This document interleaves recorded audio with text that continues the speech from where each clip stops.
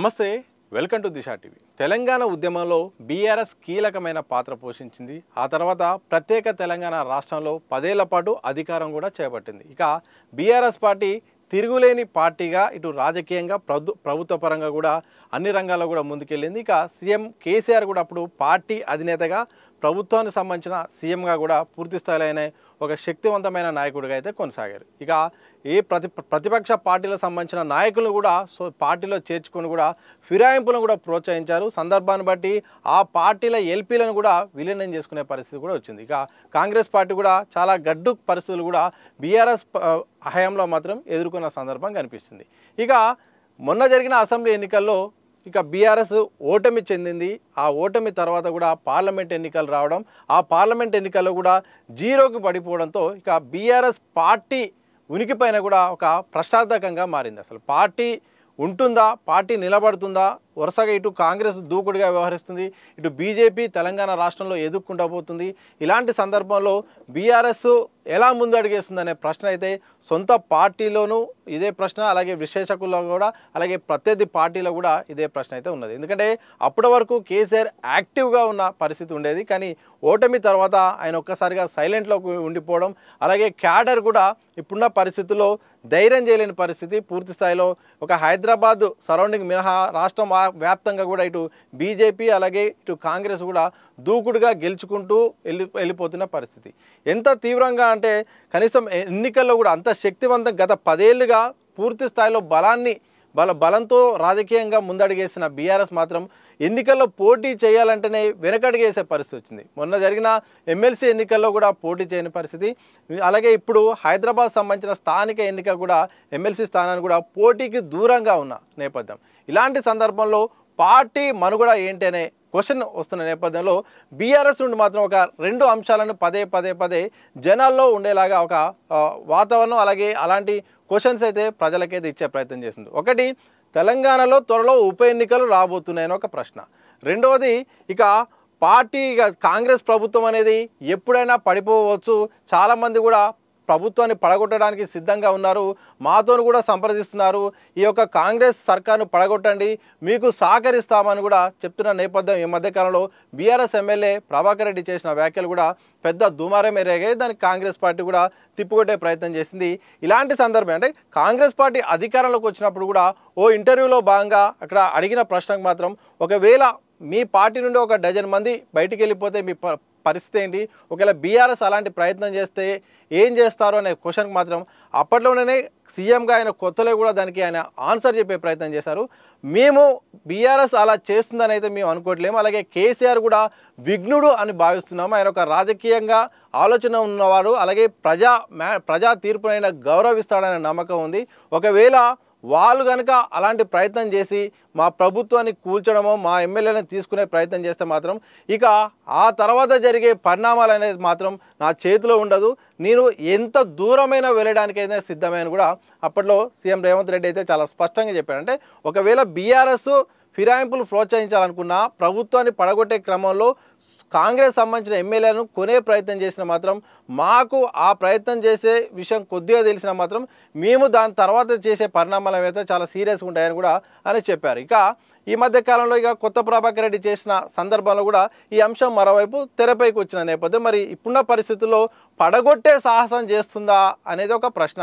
ఎందుకంటే ఇటు కాంగ్రెస్కే పూర్తి స్థాయిలో బలం ఉంది, ఆ బీఆర్ఎస్ సంబంధించిన వాళ్ళని 10 మంది కూడా చేర్చుకున్న పరిస్థితి ఉన్నది. మరోవైపు ఆ చేరిన ఎమ్మెల్యేలకు సంబంధించిన కేసు అయితే కోర్టులో ఉంది. ఫిరాయింపులకు సంబంధించిన ఇప్పుడు తీర్పు అయితే మాత్రం ఒకవేళ ఇస్తే కోర్టు చేతి పరిధిలో ఉంది, ఆ కోర్టు నిర్ణయం తీసుకుంటుందా లేదా, లేకపోతే స్పీకర్ ఈజ్ ఫైనల్ అంటుందా లేదా తెలియాలి. ఎందుకంటే ఒకవేళ స్పీకరు ఈజ్ ఫైనల్ అంటే యథావిధిగా ఉంటుంది. ఒకవేళ సంచలనమైన తీర్పు కనుక ఒకసారి సుప్రీం తీసుకుంటే మాత్రం తెలంగాణ రాష్ట్రంలో ఉప ఎన్నికలు వచ్చే అవకాశం అయితే కనిపిస్తుంది.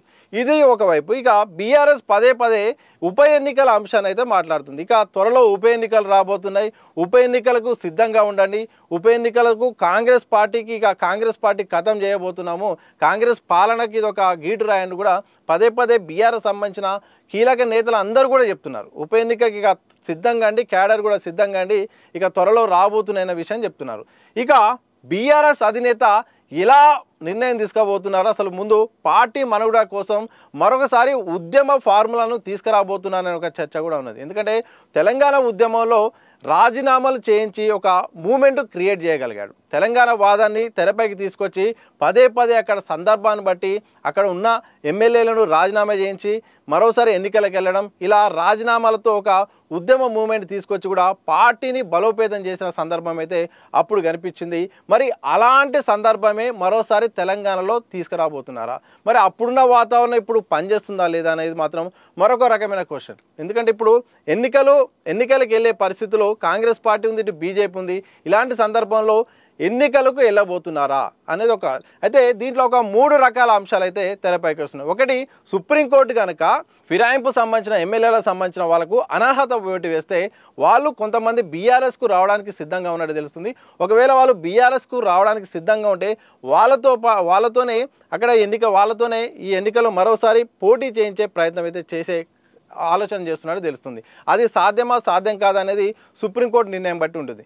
రెండోది, ఇక పార్టీలో ఉన్న కీలకమైన ఎమ్మెల్యేలతో వాళ్ళతో రాజీనామా చేయించి వాళ్ళను ఉప ఎన్నిక వచ్చేలాగా చేసి పార్టీని బలోపేతం చేసే ఒక ఆలోచన చేస్తున్నట్టు కూడా తెలుస్తోంది.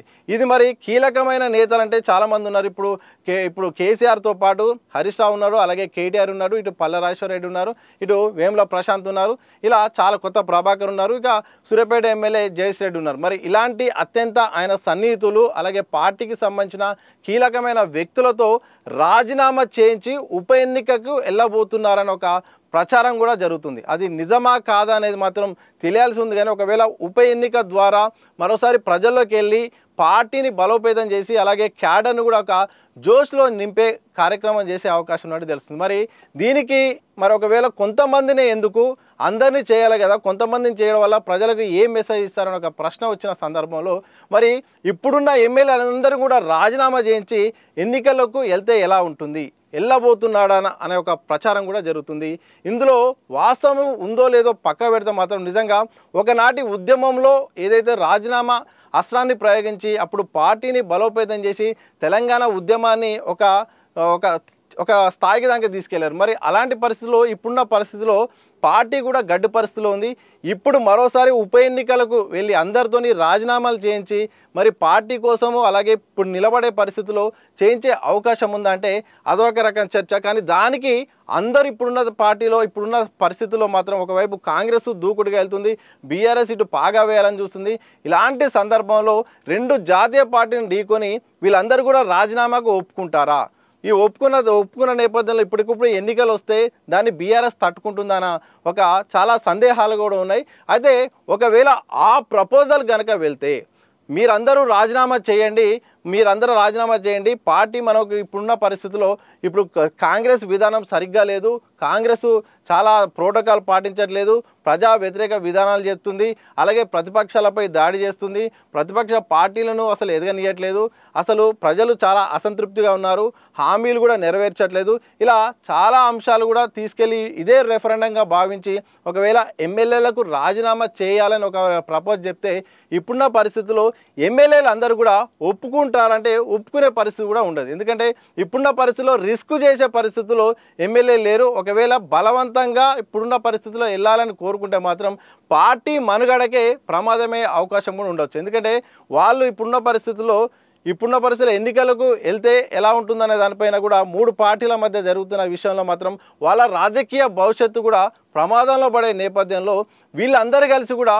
ఒకవేళ అవసరమైతే మాత్రం ఈ ఎల్పీ కూడా బయటకు వచ్చే అవకాశం ఉంటుంది. లేకపోతే ఈ పార్టీ నుండి కూడా అవసరమైతే అధినేత తీరు వల్ల కూడా వాళ్ళకి ఇబ్బంది అనిపిస్తే అవసరమైతే బయటకు వచ్చి కూడా బీఆర్ఎస్ పార్టీ మాది అని కూడా సపరేట్గా పెట్టే వాతావరణం కూడా కనిపిస్తోంది.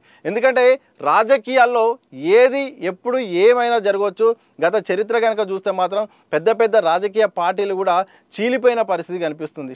మహారాష్ట్రలో మాత్రం శివసేన లాంటి పార్టీ కూడా 2గా చీలిపోయి షిండే వర్గానికి ఆ పార్టీ అయినదైనా కాడికి వచ్చింది. మరి ఇప్పుడున్న పరిస్థితిలో బీఆర్ఎస్లో షిండే ఎవరు?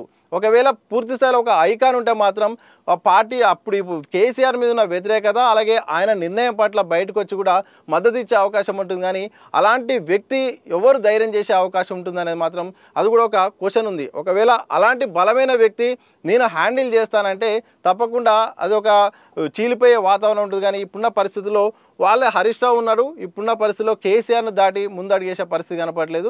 అలాగే కేటీఆర్ అలాగే కవిత మాత్రం మీకు పక్కనే పార్టీకి ఇటు అటు బలంగా ఉన్నారు. వీళ్ళంతా కుటుంబ సభ్యులు ఉన్నారు కాబట్టి కుటుంబ సభ్యులు దాటి మరొక వ్యక్తి అంత బలంగా బయటికి వెళ్ళి లేకపోతే నేనున్నాను ఇటు రండి అనే పరిస్థితి ఉందా అనేది కూడా ఒక పెద్ద క్వశ్చన్.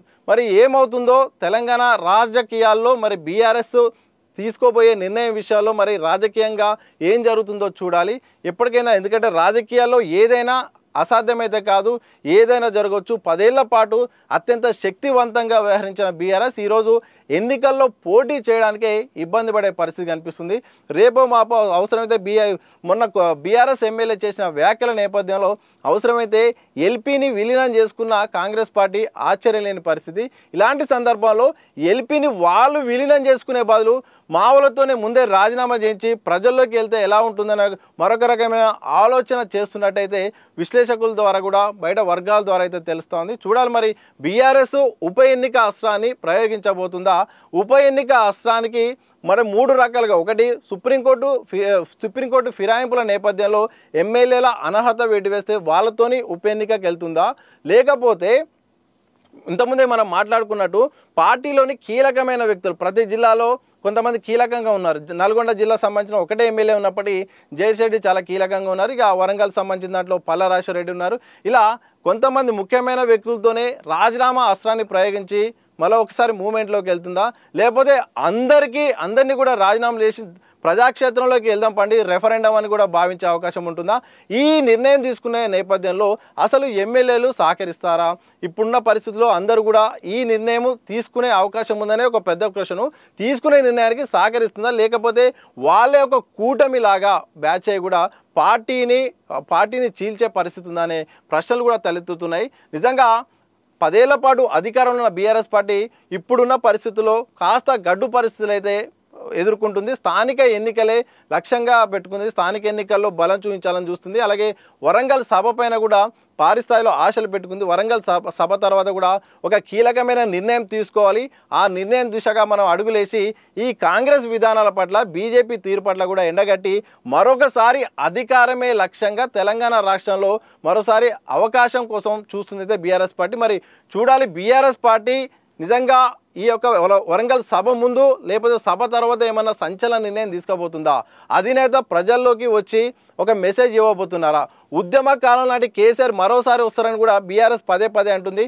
మరి ఆయన వచ్చుడుతోనే కేవలం సభలు సమావేశాల్లో భాగంగా వస్తారా, లేకపోతే రాజీనామా అస్త్రాన్ని తీసుకొచ్చి ఎన్నికల ప్రచారం లాగా ఒక క్రియేట్ చేసి ఒక మూమెంట్ తీసుకొచ్చే అవకాశం ఉందనే ప్రశ్నలు అయితే ఉన్నాయి. మరి రాజకీయాల్లో ఏదైనా జరగవచ్చు. మరి తెలంగాణ రాజకీయాల్లో ఏం జరగబోతుంది, మరి బీఆర్ఎస్ పార్టీ ఏం చేయబోతుంది అనే దానిపైన చాలా ప్రశ్నలు ఉన్నాయి, చాలా సందేహాలు అయితే ఉన్నాయి. మరి బీఆర్ఎస్ తీసుకునే నిర్ణయాన్ని బట్టి కూడా అది ఆధారపడి ఉంటుంది.